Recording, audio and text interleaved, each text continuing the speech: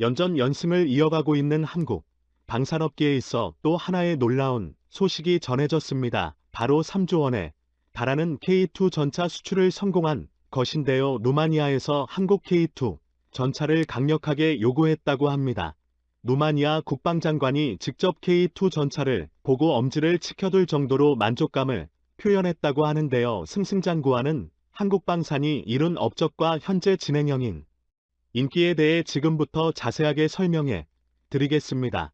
러시아 군대가 모습을 드러내는 한편 대규모 동원령까지 내린 러시아가 다른 국가까지 침범할 수 있다는 메시지를 전했기 때문에 루마니아 입장에서는 강력한 무기가 필요한 상황. 그런 와중에 역국가인 폴란드가 한국 무기를 급하게 구매하면서 루마니아는 한국 무기 도입을 진지하게 고려했습니다. 그는 강력한 한국 무기만 있으면 러시아를 물리칠 수 있다고 생각했죠. 약 3조 원에 달하는 방사무기의 계약에 대해 적극적으로 나선 루마니아는 K2 전차 외에도 K9 자주포에 대해서 관심을 보였다고 하는데요. 되도록이면 한국 무기 패키시티를 하고 싶다는 의사를 보이며 폴란드와 비슷한 형태로 계약이 진행 중인 것이 알려졌습니다.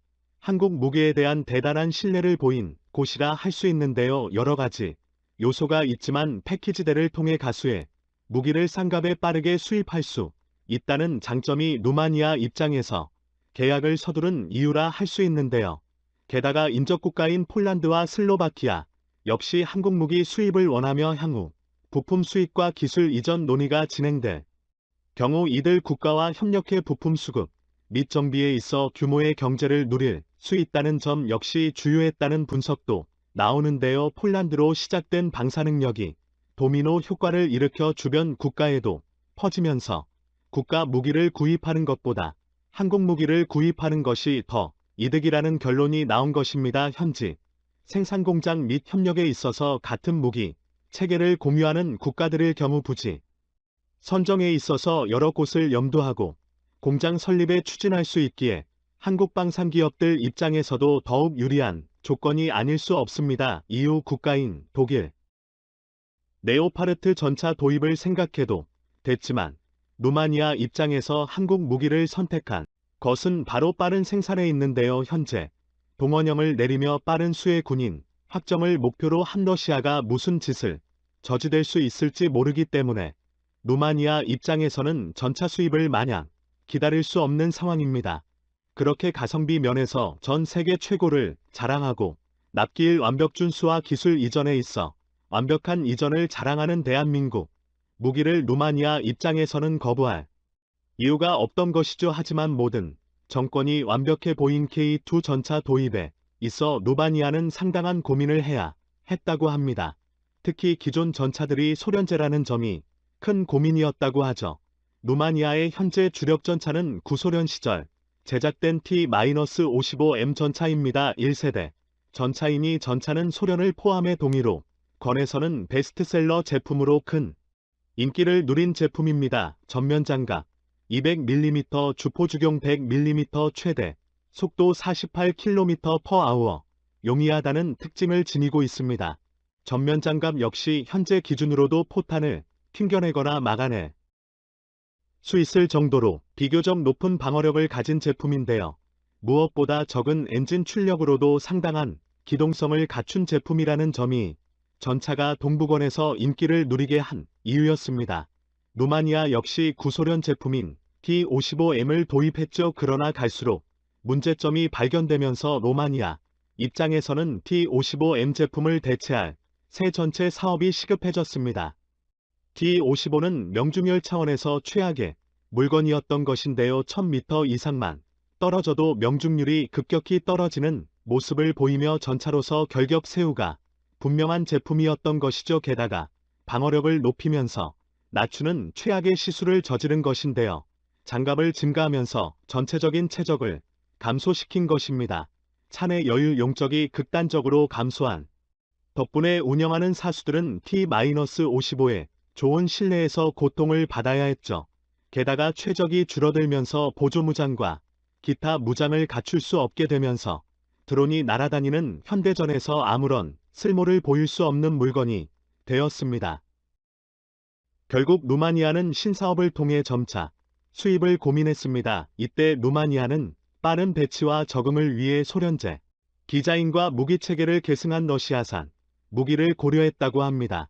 기존 T-55A의 무기에 익숙한 루마니아 병사들을 위한 처사였죠. 하지만 정치적인 문제가 개입되었습니다.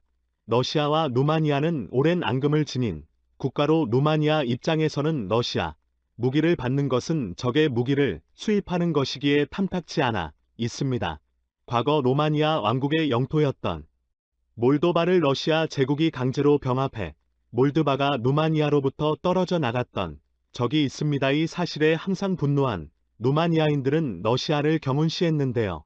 무기 도입에 있어서도 이는 마찬가지였습니다. 아무리 급하다고 해도 러시아 무기는 받지 말자는 의견이 있었기에 루마니아는 결국 사업 방향을 다른 곳으로 틀게 됩니다. 가장 먼저 독일이었죠. 그러나 독일 전차는 성능은 확실한 반면 너무나도 늦게 나오고 비쌀 뿐더러 시설 및 부품 이전에 대해 악명이 높았습니다.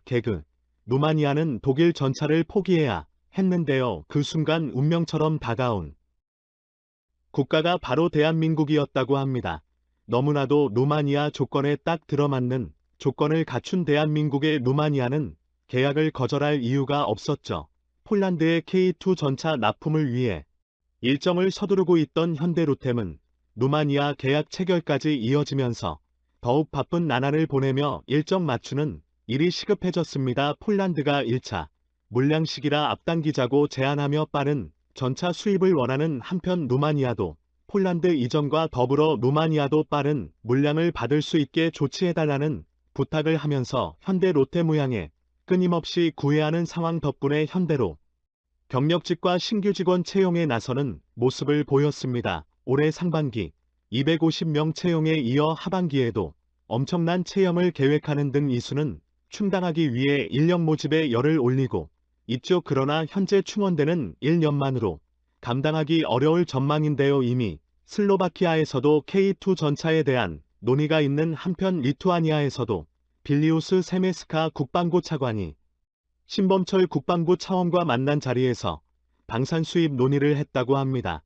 한국 육군의 대규모 기동화력 시험에 참여했던 그는 실제 훈련에서 보여준 한국군의 활약에 깊은 감명을 받았다고 하고 양국사에게 방사능력 강화를 위한 구체적인 논의를 했다고 합니다. 여기서도 마찬가지로 한국 K2 전체를 언급했다고 하는데요. 파키스탄과 사우디아라비아 등 중동 지역 국가들도 K2 전차를 탐냈다는 이야기가 나오고 있습니다. 그 중에서도 가장 구체적인 수량 논의까지 나오고 있는 곳이 이집트로 알려져 있는데요.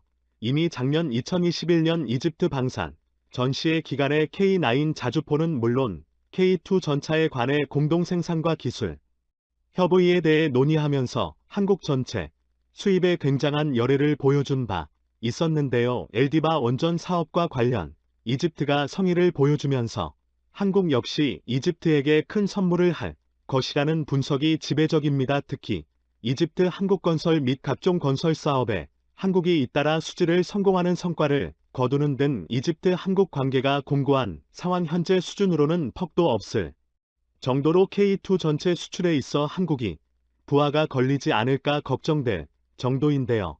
땀을 흘리며 뒤에서 고생하신 한국 엔지니어의 노고에 감사하며 전 세계가 탑을 내든 한국 전체에 이엄의 박수를 보냅니다. 시청해주셔서 감사합니다.